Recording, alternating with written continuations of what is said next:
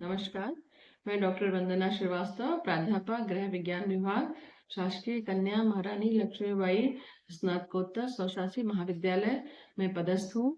मैं आज जो टॉपिक पढ़ाने जा रही हूँ उसका नाम है पॉलिसिस्टिक ओवेरियन डिजीज और ये टॉपिक विशेष रूप से बीएससी गृह विज्ञान थर्ड ईयर की छात्राओं के लिए बहुत उपयोगी है। पीसीओडी को मैनेज करने के लिए सबसे इम्पोर्टेंट चीज होती है कि हमारी लाइफ स्टाइल में हम उसको चेंज करें, परिवर्तन लाएं और उससे फिर हम इसको मैनेज कर सकते हैं। जैसे आजकल सामान्यतः देखने में आया है कि महाविद्यालय में पढ़ने वाली जो छात्राएं हैं वो देर रात तक सोती हैं और सुबह देर तक जगती हैं, या फिर कुछ डाइट के पॉइंट ऑफ व्यू से अगर हम देखें तो उनका जंक फूड खाना है और कम खाना खाना है, कुछ डाइट कॉन्शियस होना है, यानी जितना न्यूट्रिशन उनको चाहिए है वो उनकी डाइट में उनको नहीं मिल रहा है। ये एक मेन प्रॉब्लम होती है।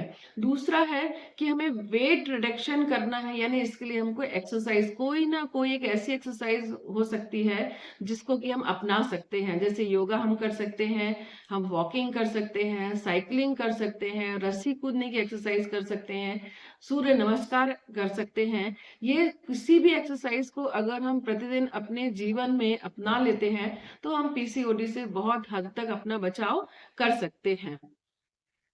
पॉलिसिस्टिक ओवेरियन डिजीज ये एक बहुत बहुत सी कॉमन हेल्थ प्रॉब्लम है जो किसी भी छात्रा को या किसी भी महिला को हो सकती है। ये प्रजनन तंत्र से संबंधित एक समस्या है। इसमें हमारी जो ओवरी होती है उसमें छोटे छोटे सिस्ट डेवलप हो जाती है, जिसकी वजह से बहुत सारी समस्याएं जैसे मेंस्ट्रुअल साइकिल का रेगुलर ना होना या और भी हेल्थ प्रॉब्लम्स, पीरियड्स के समय बहुत सारे समस्याएं होना, जैसे कि दर्द होना, पेट में दर्द होना, स्पेशली कमजोरी आना, इस तरह की समस्याएं देखी जाती हैं। विशेष रूप से अगर हम देखें तो इसमें इरेगुलर पीरियड्स के साथ साथ में एक्ने भी हो जाते हैं चेहरे पर और छाती पर छोटे छोटे बाल भी दिखाई देते हैं। मेल पैटर्न हेयर ग्रोथ जो मैंने अभी आपको बताया है, इसको हम अगर देखें तो क्या कह सकते हैं, इसका नाम है हिस्टुरिज्म, यानी महिलाओं के या लड़कियों के चेहरे पर बाल आना और विशेष रूप से गाल पर और आईब्रोज मोटी होना और ओठों के ऊपर बाल आना, ये हिस्टुरिज्म कहलाता है और एक्ने भी इसके साथ देखे जाते हैं। इसी के साथ में इरेगुलर पीरियड्स जो हैं वो उसमें वैसे सामान्यतः अगर हम देखें तो पीरियड्स का जो टाइम होता है वो 28 दिन में आना चाहिए, या फिर हम इसको नॉर्मल जो मानते हैं वो 35 दिन के बाद नहीं होना चाहिए और 15 दिन के पहले नहीं होना चाहिए। लेकिन इस प्रॉब्लम में जो लक्षण दिखाई देते हैं वो ये दिखाई देते हैं कि पीरियड्स का टाइम कभी 1.5 महीने का, कभी 2 महीने का, या कभी 18 दिन के अंदर ही हो जाता है। तो इस तरह के अगर हमको लक्षण दिखाई दे रहे हैं तो हमें किसी स्त्री रोग विशेषज्ञ से संपर्क करना चाहिए। अब इसमें हम देखें कि और कौन कौन से हमें लक्षण दिखाई देते हैं। जैसे एक्ने का मैंने आपको बताया, बालों का मैंने आपको बताया, थकान का मैंने बताया। एक और जो कॉमन सी प्रॉब्लम है वो है मूड स्विंग की। कभी भी किसी भी तरह का मूड इसमें चेंज हो जाता है, जो कि कहीं कोई समझ में नहीं आता कि कभी कोई मूड अच्छा है, कभी एकदम से बिगड़ गया है, कभी वो आवाज तेज हो गई है, कभी आवाज धीमी हो गई है। इस तरह के लक्षण भी हमें देखने को मिलते हैं। इसके साथ में वजन का बढ़ना या प्री डायबिटिक होना या इंसुलिन का रेजिस्टेंस होना, ये इसके मेन लक्षण होते हैं। वजन का बढ़ना में इम्पॉर्टेंट चीज ये होती है कि जो हमारा वजन है उससे कितने परसेंट बढ़ रहा है, ये हमें पूरी तरह से देखना चाहिए। इसको रोकने के लिए कुछ मैनेजमेंट है या हम कैसे इसको मैनेज कर सकते हैं। अब इम्पोर्टेंट चीज ये आती है कि न्यूट्रिशनली मैनेजमेंट हमको पीसीओडी से कैसे करना है। जैसे मैंने अभी आपको बताया कि डाइट से हम इसको मैनेज कर सकते हैं, तो विशेष करके हमें अपने डाइट पे फोकस करना चाहिए, क्योंकि डाइट से हम बहुत सारी हेल्थ समस्या प्रॉब्लम्स को ठीक कर सकते हैं।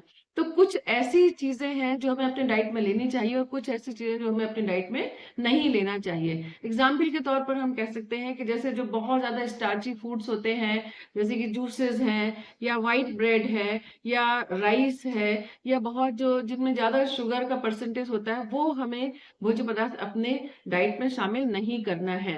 दूसरी तरफ अगर हम देखें कि कौन से भोज्य पदार्थ हमको लेने चाहिए, तो हम विशेष रूप से ये देख सकते हैं कि वो भोज्य पदार्थ जो कम कैलोरी हमको दे रहे हैं, जैसे कि फाइबर वाले भोज्य पदार्थ हम लें, या जिनका ग्लाइसेमिक इंडेक्स बहुत कम है, ऐसे फ्रूट्स हम ले सकते हैं। जैसे जितने भी low glycemic index food glycemic index वाले जो फूड्स हैं, वो जितने भी हमारे खट्टे फल होते हैं, उनका सबका लो ग्लाइसेमिक इंडेक्स होता है। यानी अगर हम रोज अपने उसमें एक डाइट में एक मौसमी फल का भी समावेश करें, तो भी हम इससे अपने आप को ठीक कर सकते हैं। प्रोटीन वाली चीजें हमको लेना चाहिए और कार्बोहाइड्रेट रिच चीजें हमको नहीं लेना है। फैट पर हमको बहुत कंट्रोल करना है अपना, यानी हमको ये ध्यान देना है कि बहुत ज्यादा तला भुना जो भोजन होता है वो हमें अपनी डाइट में शामिल नहीं करना है। और जो इस तरह के भोजन होते हैं, जंक फूड, जैसे मैंने पहले भी आपको बताया था कि ये जो जंक फूड होते हैं ये ऐसे होते हैं जिनसे हमें कैलोरीज तो मिलती हैं, लेकिन ये हमारे बॉडी के लिए बहुत ज्यादा हार्मफुल होते हैं क्योंकि इनमें न्यूट्रिएंट्स का परसेंटेज बहुत कम होता है। इसलिए हमको ऐसे भोज्य पदार्थ नहीं लेना चाहिए। फैट में अगर हम देखें तो हमें वो भोज्य पदार्थ लेना है जिनमें ओमेगा 3 फैटी एसिड ज्यादा होता है, क्योंकि ये इस तरह का फैटी एसिड है जो हमारे बॉडी में हमको बहुत सारी चीजों से बचाव करता है। ये इस तरह से हमें लेना चाहिए। इसके साथ साथ अगर हम देखें तो हमें अपनी एक्सरसाइज के साथ में स्ट्रेस पर भी ध्यान देना है कि हमको स्ट्रेस ना हो हमारे लाइफ में। स्ट्रेस को हम कैसे कम कर सकते हैं वो भी हमें देखना होगा कि हम कैसे उसको कम कर सकते हैं। जैसे मैंने अभी आपको एक एग्जांपल दिया कि अगर हम एक्सरसाइज रोज करते हैं तो एक्सरसाइज से हमारा स्ट्रेस बहुत हद तक कम होता है, यानी हम उसको रिड्यूस कर सकते हैं। इसी तरह से विटामिन डी भी एक ऐसा विटामिन है जो पीसीओडी में को ठीक करने में बहुत हेल्प करता है। आजकल हम देख रहे हैं, जैसे मैंने पहले भी अभी आपको बताया कि जो बच्चों की लाइफ स्टाइल है वो ये है कि देर तक जागना और देर तक सुबह देर से उठना। तो हमारे को शरीर को विटामिन डी पर्याप्त मात्रा में मिल ही नहीं पाता। इसके लिए हमें ये करना चाहिए कि हम जल्दी उठें और अर्ली सन रेज का लाभ उठाएं। कम से कम 10-15 मिनट रोज हम सूर्य की किरणों में बैठें, उससे हमें विटामिन डी पर्याप्त मात्रा में मिल जाएगा। और अगर उसके बाद भी कमी हो रही है तो विटामिन डी वाली चीजें या विटामिन डी के जो कैप्सूल्स हैं वो हमें लेने चाहिए। इनमें विटामिन डी के जो कैप्सूल्स हैं उनमें ओमेगा 3 फैटी एसिड्स भी बहुत अच्छा होता है और इनको लेने का भी एक तरीका होता है। पहले हमको विटामिन डी के कैप्सूल एवरी वीक लेना है, यानी महीने में 4 लेना है। उसके बाद महीने में 2 लेना है, यानी 15 दिन में 1 लेना है, और फिर तीसरे महीने में केवल 1 लेना है। और बेहतर होगा कि हम किसी चिकित्सक से सलाह लेकर ही इस तरह के कैप्सूल्स या कुछ दवाइयां लें। ओवरऑल हम ये कह सकते हैं कि पीसीओडी एक ऐसी समस्या है जो किसी भी छात्रा को हो सकती है, किसी भी महिला को हो सकती है। लेकिन मैंने देखा है कि इस तरह की समस्या से बहुत लोग परेशान हो जाते हैं। मैंने लड़कियां भी बहुत परेशान हो जाती हैं, पेरेंट्स भी परेशान हो जाते हैं, और वो तुरंत तुरंत चिकित्सक के पास पहुंच जाते हैं। फिर चिकित्सक जो दवाई बताते हैं उन दवाइयों के भी साइड इफेक्ट होते हैं। तो मेरा यहाँ पर ये कहना है, स्पेशली मैं एक आहार विशेषज्ञ हूँ, इसलिए मुझे यहाँ पर ये कहना है कि हम इसको अपने आहार से और हमारी जो लाइफ स्टाइल है उससे हम इसको बहुत हद तक ठीक कर सकते हैं।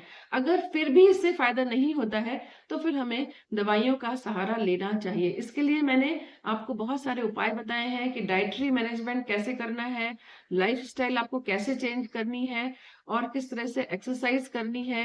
एक और यहाँ पर ध्यान देने वाली चीज है कि हमें रोज कम से कम 12 से 14 ग्लास पानी पीना है। मौसम को ध्यान में रखते हुए, अगर गर्मी का मौसम है तो अगर हम पानी नहीं पी रहे हैं तो गर्मी के मौसम में बहुत सारे ऐसे ड्रिंक्स आते हैं, जैसे कि लेमन जूस हम घर में बना सकते हैं, किसी भी तरह का जूस हम घर में बना सकते हैं, वो हम पी सकते हैं। उससे हमारी डेली रिक्वायरमेंट भी कंप्लीट हो सकती है। ठंड के मौसम में ज्यादातर बच्चों की ये शिकायत होती है कि इतना ठंडा पानी कैसे पिए, तो तो हम उसको थोड़ा गुनगुना करके पी सकते हैं, जिससे हमारी वाटर की रिक्वायरमेंट पूरी हो जाती है। वाटर एक ऐसा पदार्थ है जो हमारी डाइट में बहुत इंपॉर्टेंट होता है। इससे हमारे भोजन का डाइजेशन प्रॉपर होता है और हमको डिहाइड्रेशन से भी ये बचाता है। इसलिए पानी की मात्रा भी पर्याप्त हमको लेना है, रोज लेना है जितना हमको जरूरी है। तो बच्चों, इस तरह से मैंने आपको बहुत सारी ऐसी चीजें बता दी हैं कि अगर पीसीओडी से कोई थोड़ी बहुत भी प्रॉब्लम हमको है या हमारे दोस्त को है या हमारे किसी जानने वाले को है, तो हम अपनी बातों बातों में ही उसको इस समस्या का समाधान बता सकते हैं। और मैं बिल्कुल कह सकती हूँ कि ये जो मैंने बताया है, अगर आप ये करके देखेंगे तो इससे आपको बहुत ज्यादा फायदा मिलेगा। पीसीओडी का जो टॉपिक मैंने अभी आज आपको बताया, ये स्पेशली थर्ड ईयर की छात्राओं के लिए बहुत उपयोगी है और दूसरी छात्राओं के लिए भी उपयोगी है। इसी तरह से मैं दूसरे और टॉपिक पर आकर के टॉपिक के बारे में आपको बताऊंगी।